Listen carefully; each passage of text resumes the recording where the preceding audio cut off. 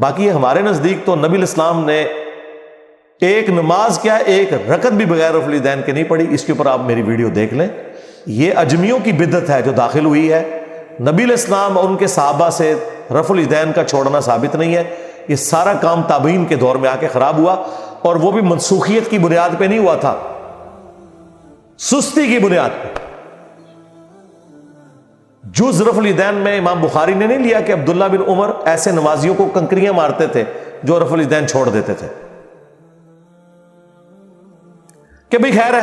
جس طرح یہاں بھی آستہ سا دیکھیں, یہاں جو کر رہے ہیں وہ کیا کر رہے ہیں؟ آپ نے امام کعبہ کو رفع الیدین کرتے ہوئے دیکھا ہے؟ وہ واقعی مکھی مار رہا ہوتا ہے.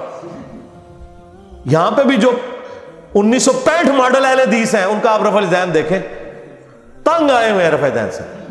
ہاں, جماعت الدعوہ کے لوگوں کو آپ دیکھیں ماشاءاللہ خوبصورت نماز پڑھتے ہیں, جماعت المسلمین والوں کو, کیونکہ یہ لوگ بریلوی دیوبندیوں سے ریورٹ ہو کے آئے, نماز بھی سکون سے پڑھتے ہیں, رفع الیدین بھی پورا کرتے ہیں.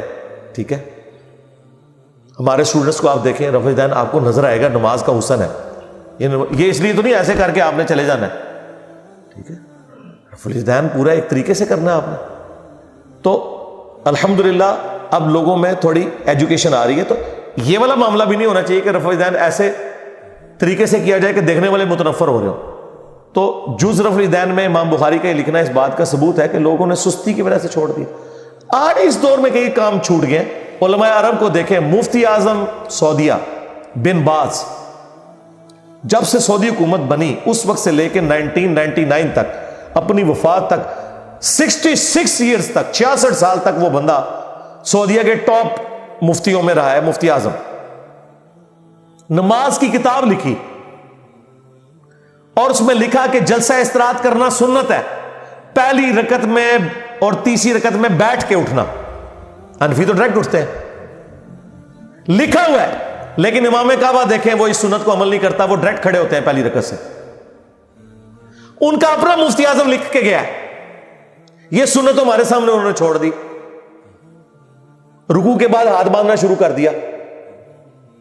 وہیں کے محدث اعظم سعودیہ جو البانیہ سے تھے, شیخ ناصر الدین البانی رحمہ اللہ, جن کے بارے میں خود مفتی اعظم سعودیہ بن باز کہا کرتے تھے کہ اس پلانٹ ارتھ پہ نیلی چھتری کے نیچے البانی سے بڑا کوئی حدیث کا عالم نہیں. ہم بھی مانتے ہیں عرب میں ان سے بڑا عالم نہیں حدیث کا, اور عجم میں شیخ زبیر علیزئی سے بڑا عالم کوئی نہیں حدیث کی فیلڈ میں. شیخ البانی نے علماء عرب کے خلاف کتاب لکھی کہ یہ رکوع کے بعد ہاتھ باندھنا تمہاری ایجاد کردہ بدعت ہے. یہ امت میں آج تک کسی نے رکوع کے بعد ہاتھ نہیں باندھے تھے, یہ تم نے بدعت شروع کروائی ہے. حنفی, شافعی, مالکی, حنبلی, سنی, شیعہ, کبھی کوئی رکوع کے بعد ہاتھ نہیں باندھتا تھا.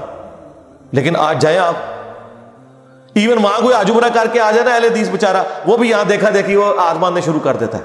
یہ ہمارے سامنے سنتیں ختم ہوئی اور نئی جاری ہوئی اس ماڈرن دور میں بھی. تو اسی طریقے سے رفع الیدین کے ساتھ بھی انہوں نے ظلم کیا.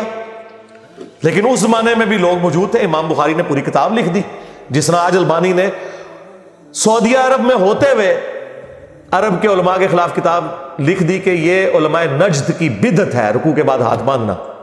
تو امام بخاری نے بھی اپنے زمانے میں حنفیوں کے خلاف کتاب لکھ دی جز رفع الیدین, جس پہ میری پوری ویڈیو ریکارڈ ہے, مسئلہ 70B.